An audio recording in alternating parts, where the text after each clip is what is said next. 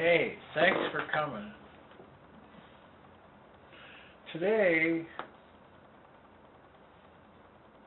I'm continuing with the stories in Vashishta's Yoga, and this is the one that follows after the story of Leela. So that was quite a struggle to go through that. But now I'm going to tell you the story of Karakati.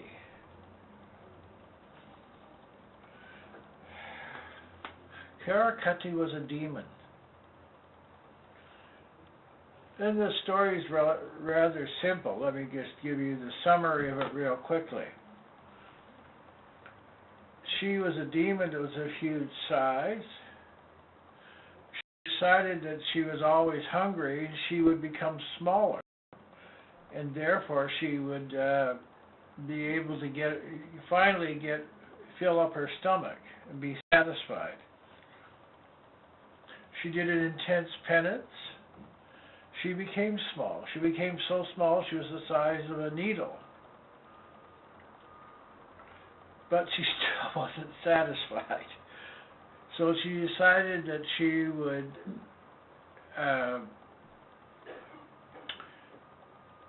get big again. And so she went and did penance again. And she became big, and so that and it was also she became purified, and she comes across she gets hungry again, and she wants to find somebody to eat, and so she challenges a king and his minister. They convince her that yes, they are realized beings, and therefore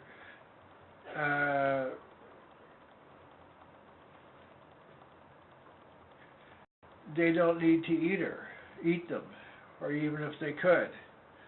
It's not quite clear. So that's the surface meaning of the story. A demon, she becomes tiny. She gets tired of that. She realizes her mistake, does penance, and gets a boon to become large again. And then she meets the king and the minister who answer her questions. Seems simple enough, right? Well, there's more, as you might have guessed. This comes after the story of Leela, and some of the reasons why you see this about a demoness is to tell you that even one who has negative tendencies. So the hidden implication is, besides the king, even people that are evil can become realized. And this is part of that story. Okay, there's a demoness known as Karakati. She was huge, black, and dreadful to look at. This demoness could not get enough to eat, and she was ever hungry. She thought, if only I can eat all the people living in Jambavati continent in one meal, then my hunger will disappear even as a mirage disappears after a heavy rain. Such a course of action is not inappropriate, since it is appropriate to preserve one's life.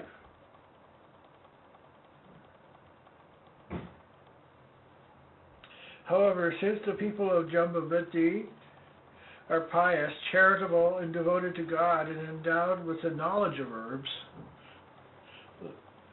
it is inappropriate to harass these peace-loving people.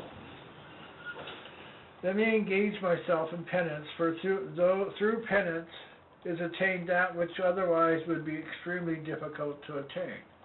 Okay, so penance seems to have some value, spiritual value. You'll see that again and again.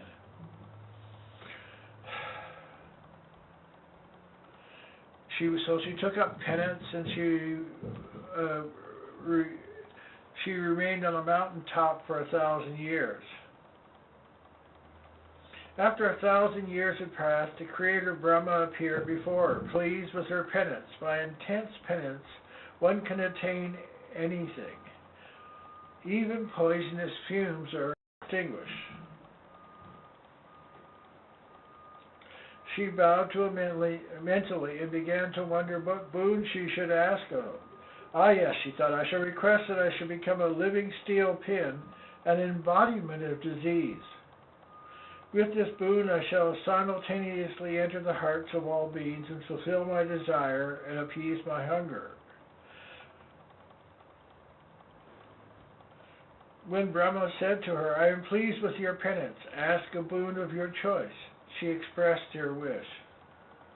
Brahma said, so be it, you shall also be Vashishta. Remaining a subtle thing, you inflict pain on those who eat the wrong food and indulge in wrong living by entering their heart. So he gives her a mantra that she can be relieved of what she's going to do. Okay, so the demoness began to shrink to the size of a pin. She was constantly followed by her other form known as Vashishta, cholera. So she could inflict pain and cause cholera. Here's the kicker. Though she was extremely subtle and unseen, her demonical mentality underwent no change at all. She had gained the boon of her choice, but she could not fulfill her desire to devour all beings. That was because she was the size of a needle.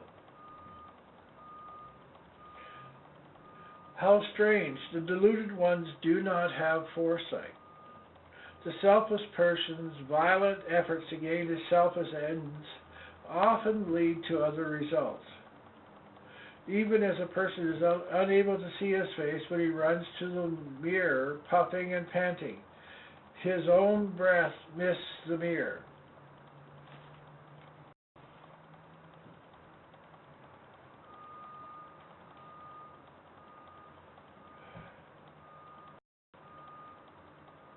Okay, Vashishta was radiant and was as subtle as the aroma of flowers. Dependent upon the life force of others, she was devoted to her own work.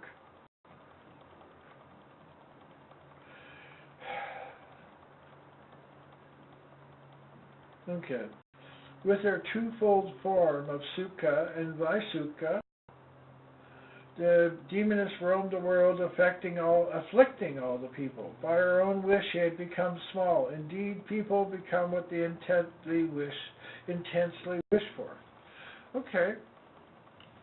So even demons, if they wish on something intently, become that. And you'll see this repeated again and again in Vashishta's yoga.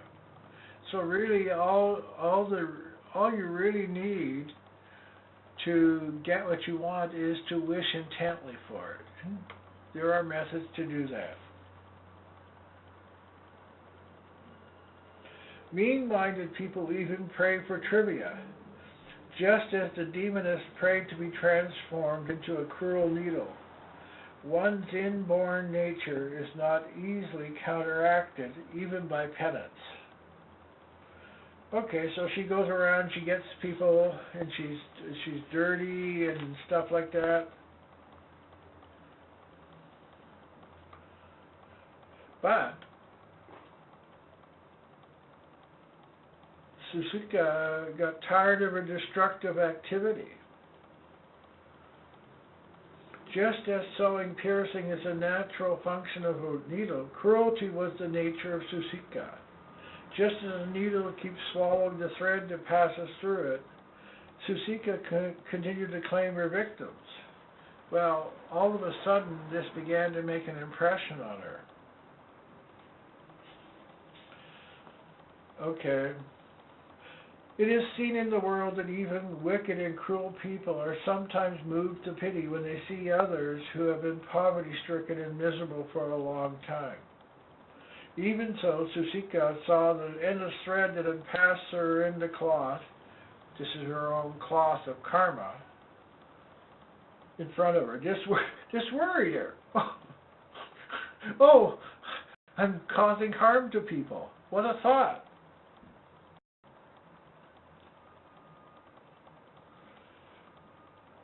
Okay.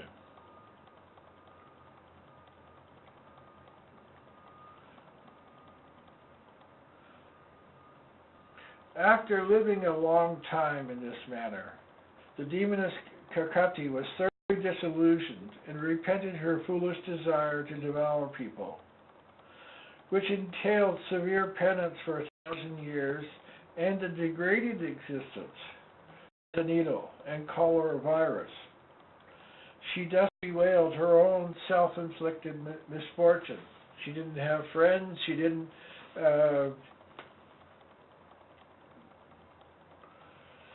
So she says, when will I again be as large as a mountain and drink the blood of large beings? Still quite hasn't got it. Let me become an ascetic again and perform penance as I did before. Okay, well, she learned one mistake, but she still got, okay.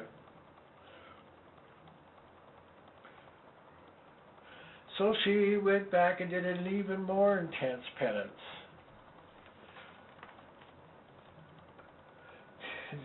This time, instead of 1,000 years, she stood for 7,000 years, utterly motionless, unmoved by wind, rain, or forest fire.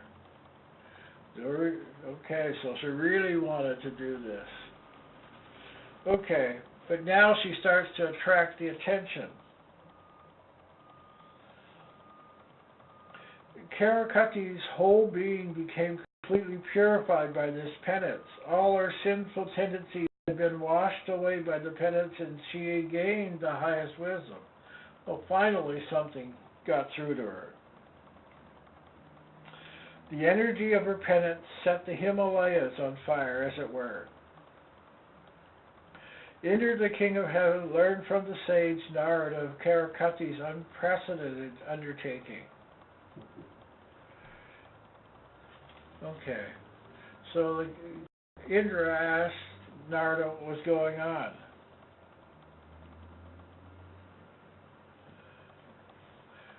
Okay,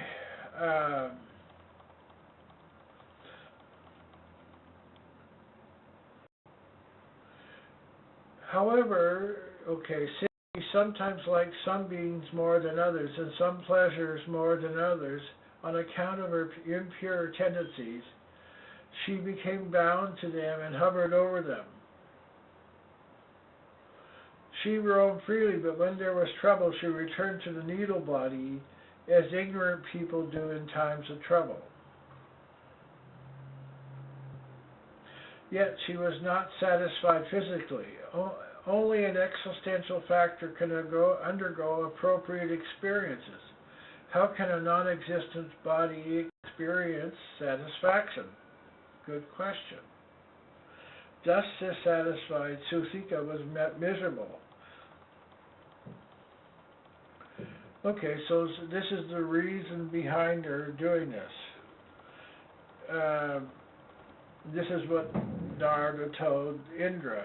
So hearing this, Indra commissioned Vayu, the wind god, to find out the exact spot where Susika dwelt. So Vayu, the wind god, went through all the different systems.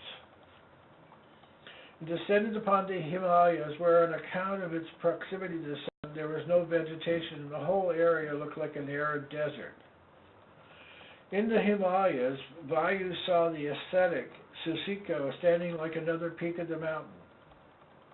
As she was not eating anything at all, she had almost become completely dried up. When Vayu entered her mouth, the wind, she threw it out again and again. She had withdrawn her life force to the crown of her head and stood as a perfect yogini. Seeing her, this is 7,000 years, mind you. Seeing her, Vayu was amazed and lost in wonderment. He could not even talk to her. Convinced she was engaged in supreme penance, he forthwith returned to heaven where he reported to Indra. Okay, so he's telling her how powerful to get Brahma to go and give her to appease her by granting her the desired boon, or else the power of repentance might burn us all up. Okay, so Brahma comes. Brahma said to her, ask a boon, though she had no sense organs because she was all dried up, right? She experienced this within herself. She reflected within herself in response to this. I have reached a realization of the Absolute, and there are no doubts or wants in me. What shall I do with boons? When I was an ignorant girl, I was haunted by the goblin of my desires. Now, through self-knowledge, that ghost has been laid. So she wasn't going to ask.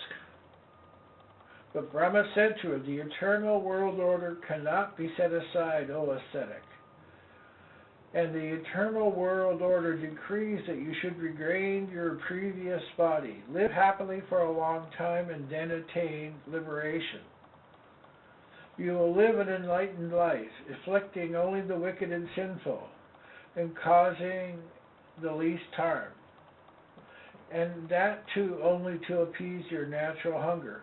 Okay, so there it is again.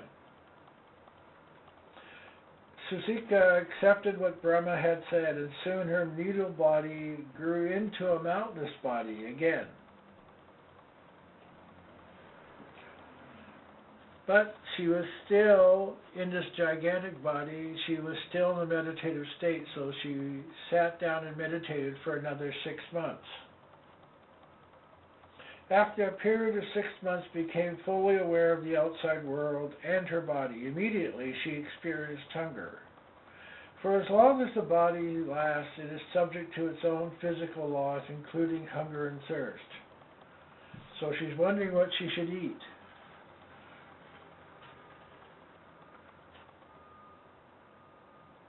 Okay. Hence, if while not consuming such forbidden food, I have to give up this body, I see no harm in it. Okay, so she did attain enlightenment. Unwholesome food is poison. Moreover, to an enlightened person like me, there is no distinction between physical life and death. As she was reflecting thus, she heard an aerial voice saying, okay, this is Brahma coming back. O Karakati, approach ignorant and deluded people and awaken wisdom in them. This indeed is the only mission of enlightened beings. One whom you thus endeavor to enlighten but fails to awaken to truth is fit for your consumption. You shall incur no sin by devouring such an ignorant person. So she descended from the Himalayas and went into a forest where there was a king and his minister. And she saw them. She shouted at them, "Hey, you two little worms roaming this dense forest, who are you? Tell me quick, or I shall devour you." And the king replied, "O ghost, who are you, and where are you? I only hear you. Let me see who you are." Hearing this calm and cool reply of the king, the demoness felt that his answer was appropriate and made herself visible to him. The king and the minister then beheld her dreadful form, and without being perturbed in the very least, the minister said to her, "O demoness, why are you so angry? To seek food is natural to all living beings. And in performing one's natural functions, one need not be bad-tempered."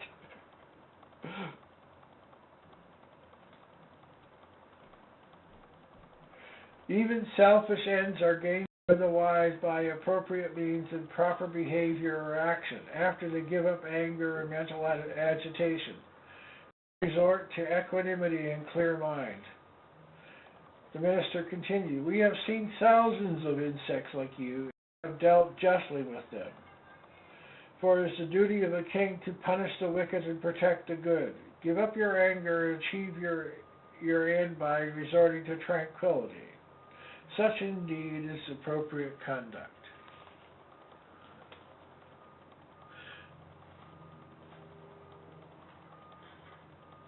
Whether one is able to achieve one's ambition or not, one should remain peaceful. Ask of us what you will have, for we have never turned a beggar away empty-handed.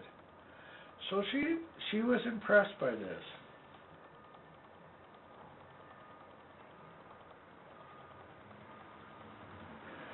So she starts to think that these guys are a little bit more enlightened than she thought.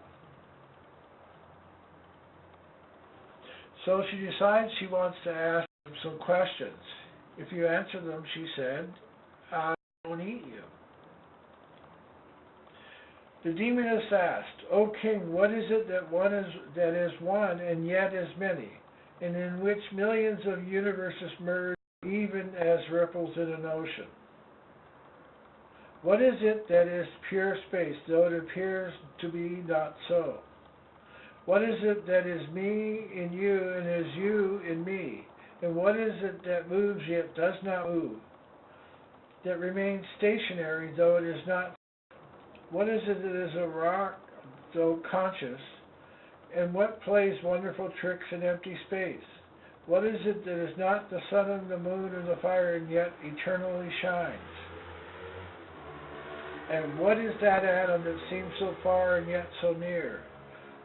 What is it that is the nature of consciousness and yet is not knowable?" Okay. So,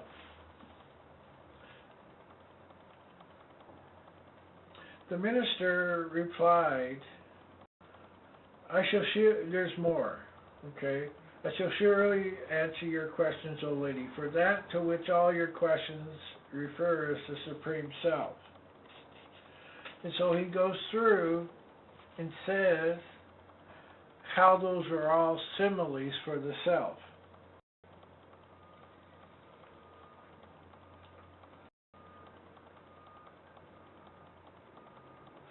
Okay, this appearance is however unreal, even as bracelet is an imaginary appearance of gold, which alone is real. So, to give you an example, this is a watch, but it's also plastic.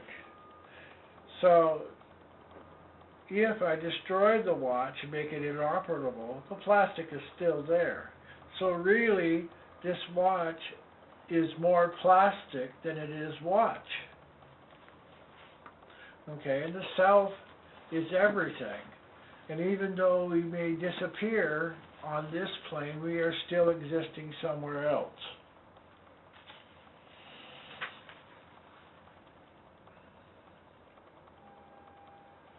The self, being infinite, moves though not moving, and yet is forever established in every atom of existence.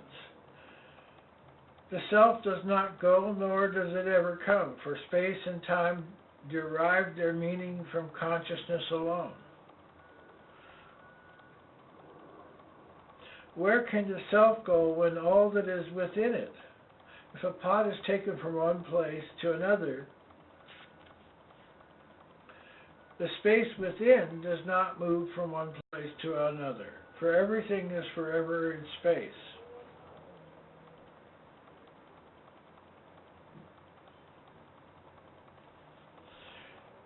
So, I'm going to shorten this up a little bit. Karakati said, "I'm delighted with your minister's answers, O king. Now I would like to hear your answers." And the king answers differently.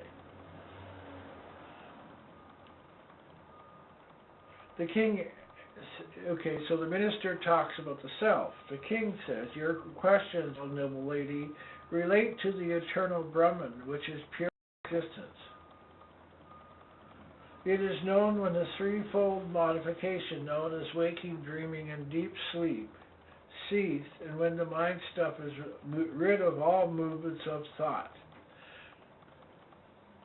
The extension and withdrawal of its manifestation are popularly regarded as creation and dissolution of the universe. It is expressed in silence when the known comes to an end as far as beyond all expression. This self can be attained by 100 ways and means. Yet, when it is attained, nothing has been attained.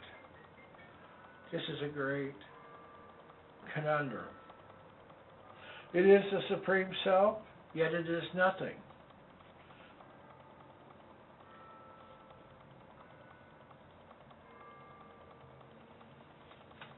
Okay.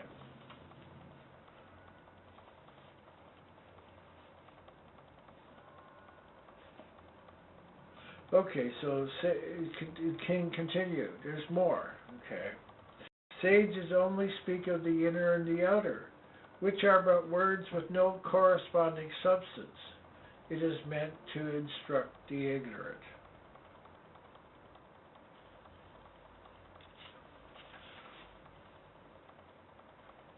After listening to these wise words of the king, Karakati became tranquil, and her demonical nature left her. She said to them, O wise men, you are both fit to be worshipped by all and be served by all. And I have been thoroughly awakened by your holy company. One who enjoys the company of enlightened men does not suffer in this world, even as one who holds a candle in his hand does not see darkness anywhere. Pray, tell me what I can do for you. Okay, so there's a subtle teaching here.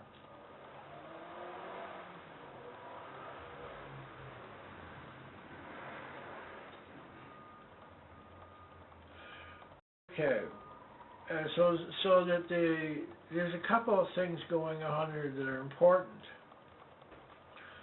So now you're learning that to meet a wise person who knows the self can affect you immediately, can modify your karma.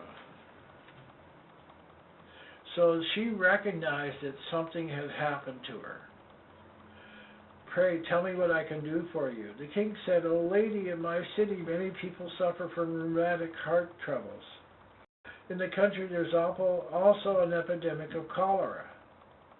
It is in order to investigate these and find a remedy that my minister and I came out of the palace tonight. My humble submission to you is this: do not take the life of any of my people. Karakati at once acceded to the king's request. Now please tell me, how can I recompense you for your kindness and appease your hunger? Karakati replied, once I had the intention of engaging myself in penance in the Himalayas and giving up the body, but now I have given up that idea. So she tells him, I was a demoness of gigantic proportions.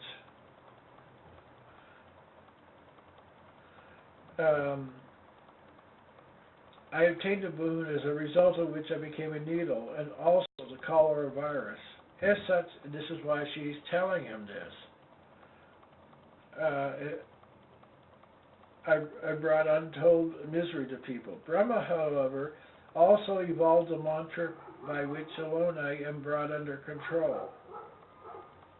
Learn this mantra, and with its help you can enable people to get rid of rheumatic heart troubles, also leukemia and other blood illnesses. I used to spread leukemia in such a way that it was passed on by the parent to his children. Okay, so we're talking about DNA, aren't they? All three of them went to the bank of the river where the king received the mantra from Karakati. His mantra became effective by its repetition. The grateful king said to Karakati, O kind lady, now you have become my guru and friend. Friendship is valued by good people. Pray assume a gentle and smaller form and come to my palace and live as my guest. You need not afflict good people at all, but I shall feed you with sinners and thieves. Okay, so they've come to an accommodation.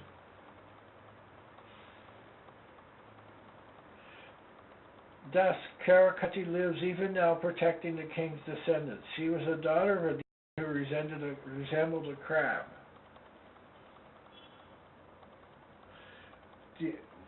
Demons are many kinds and colors, and she was of the black kind. I have told you the story, however, because I remembered her questions and the king's answers.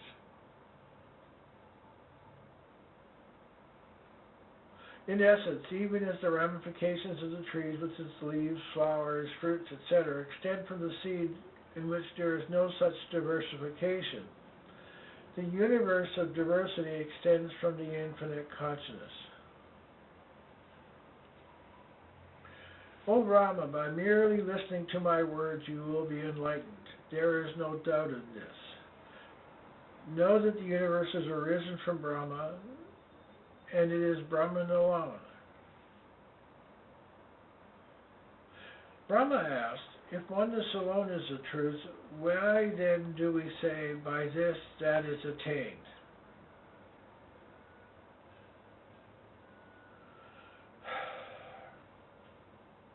Brahma, in the scriptures, words have been used in order to facilitate the imparting of instruction.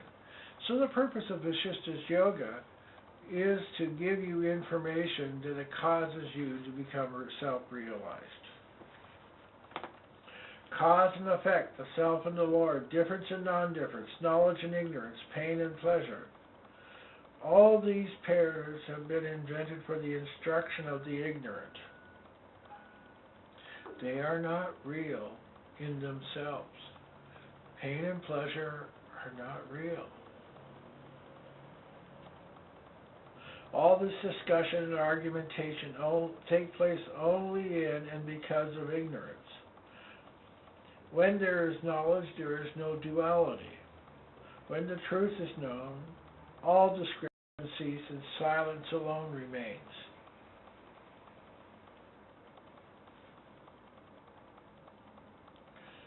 Okay, then you will realize that there is only one beginning without end.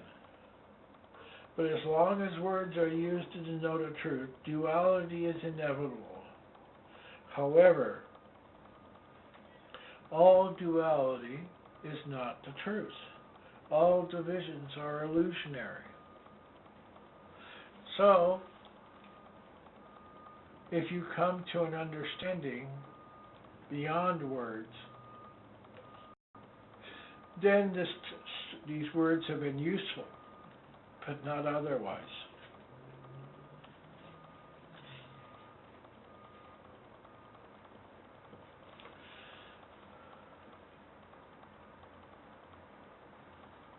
Because of the omnipresence of consciousness, the mind takes the form of the knowable and thus becomes the seed of the universe.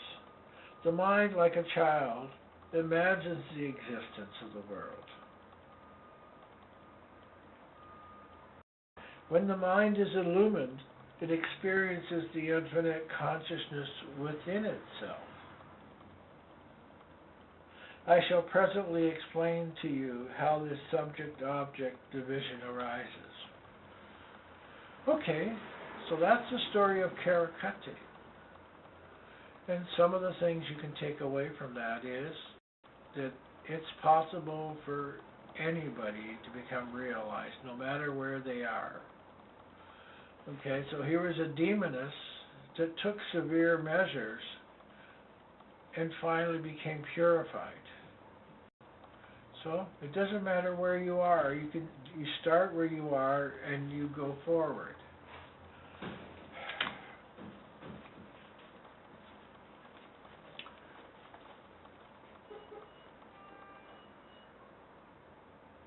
In some ways, we all have demonic qualities within ourselves.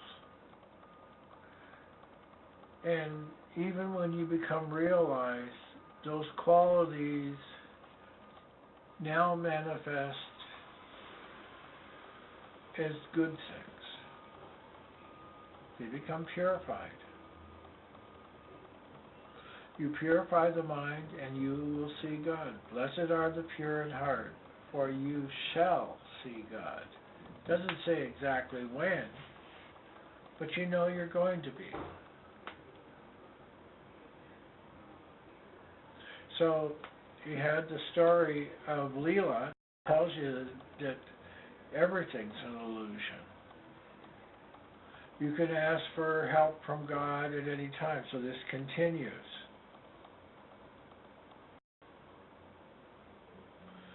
But it's just a story that helps you learn something. If you learn that the self is always here, cannot be destroyed, cannot be created.